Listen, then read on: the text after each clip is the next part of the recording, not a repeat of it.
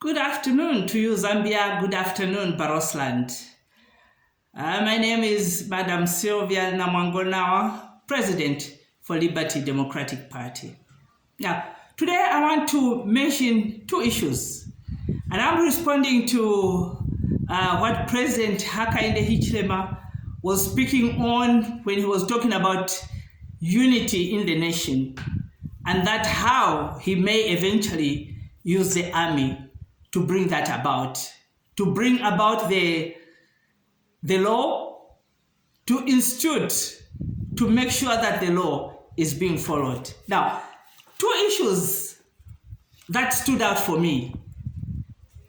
The first one was, he said he's very tolerant, he's quiet until the right time comes.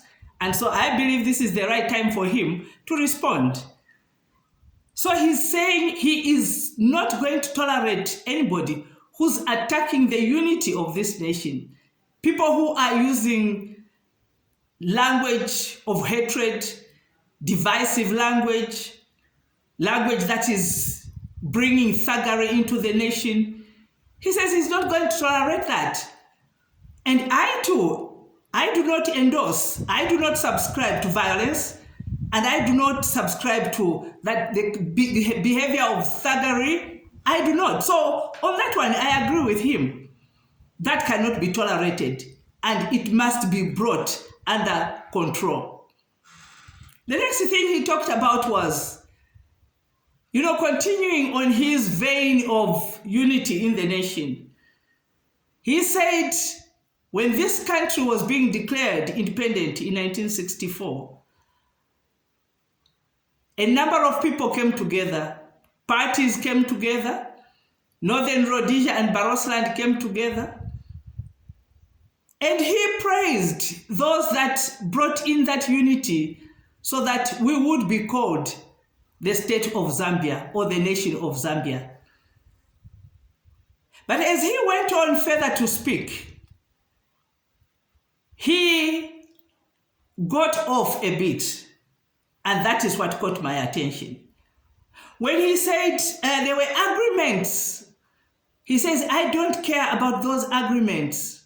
The agreements of Cecil Rhodes, the agreements of the crowns of England. In short, what he failed to say was to actually pronounce the agreement, the Barossi Agreement 1964. So I would like to finish that sentence for him because he did not finish that sentence. Immediately you talk about agreements of Cecil Rhodes, you talk about agreements South African companies, you talk about the agreements of the Crown of England. What you are actually talking about directly or indirectly is that you're talking about the Barossi Agreement in 1964. And he says, I don't care about those. Those agreements are gone. This is a united country called Zambia. Then he went on to speak. He says, when these parties were coming together, Northern Rhodesia and the other side were coming together, he said there were two parties there, which was UNIP and ANC. UNIP was led by Kenneth Kaunda, and ANC was led by the late Nkumbula, Harry Mwanga Nkumbula. On those ones, he said that was okay. He rubbished the agreements that concerned Barosland. He rubbished those. And he said those don't matter. Those ones, he does not even recognize them. And then he praises the agreement that was between UNIP and ANC. Right there, that is divisive language, Mr. President. Right there. Because when you start saying the Cecil Rhodes agreements and the Crown of England's agreements do not matter, they matter to us. Because we are directly under those agreements. They matter to us because we are suffering because of the consequences of those agreements. It doesn't matter to you because you came from the agreement of Harry Mwanga Nkumbula with UNIP. That's why that one matters and you praise it. Ours does not matter So whether we are underdeveloped, we are developed, we are suffering, we are not eating, to you it doesn't matter. The agreement is there, and as far as you are concerned, it's one Zambia, one nation. Well, guess what? Guess what, Mr. President? We are here, we are sitting here, and we are saying no to that. We are saying no to that. We cannot continue insisting on the agreement must be honored by one party but not by the other party. And you are saying that when we talk about those, that it's divisive language, that it's language of hatred. No, right there, you are dividing the nation. Because right there, in those two instances, you have taken a side, and you have taken the side of Harry Mwanga Nkubula, because that's where you come from. Mwanga Nkubula was Tonga, you are Tonga. Divisive language, right there, Mr. President. When you say that agreement doesn't matter, what you are supposed to do is to bring the people together. Let's talk about this. Let's get it over with so that we continue and walk along as one Zambia, one nation. But not to say those agreements do not matter. No, that is offensive to us, Mr. President. That is very offensive to us. Because that matters very much to us.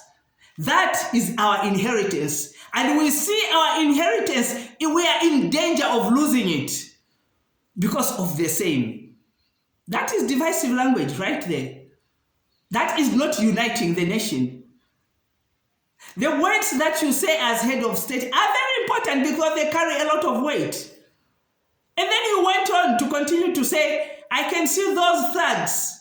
They are missing that kind of behavior. Well, I don't subscribe to thuggery as well. I don't, not at all.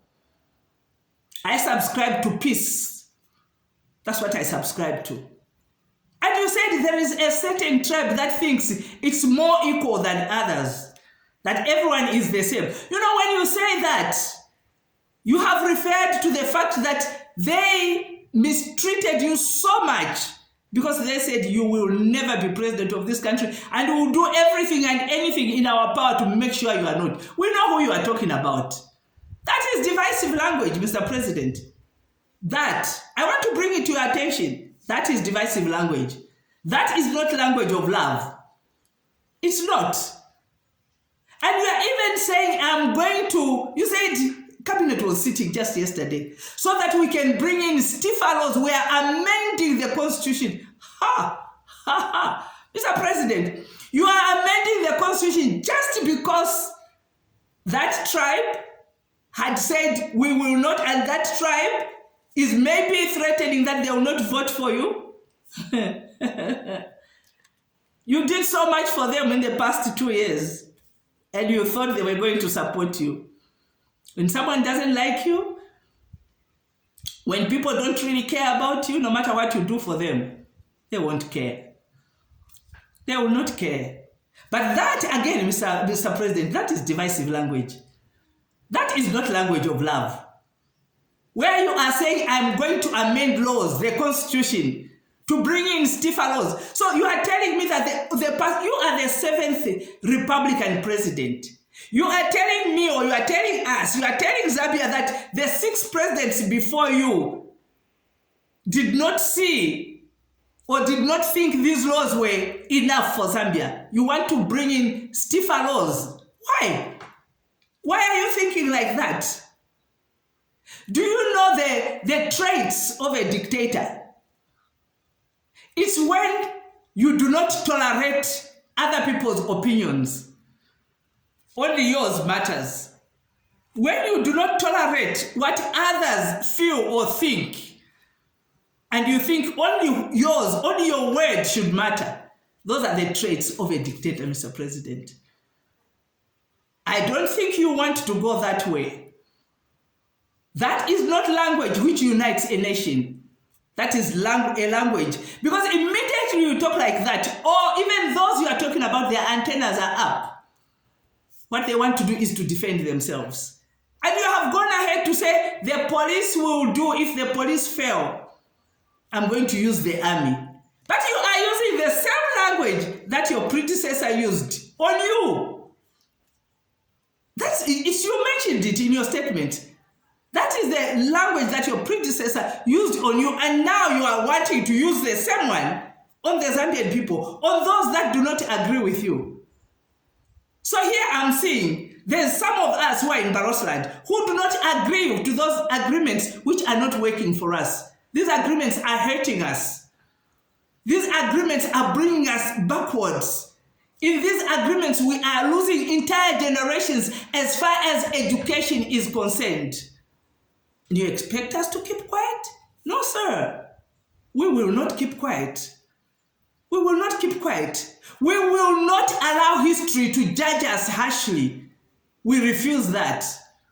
Because if we keep quiet at a time such as this, our children and our grandchildren will say, where were they? They should have protected us. We are standing up for what is ours, Mr. President. You don't care about the agreements, we care about them. Agreement is in black and white, it doesn't go away, no matter how long it takes. The long arm of the law, eventually catches up. And when you say you are stiffening the laws, you know life is funny. It has a way of turning around. You may think you are stiffening it for others.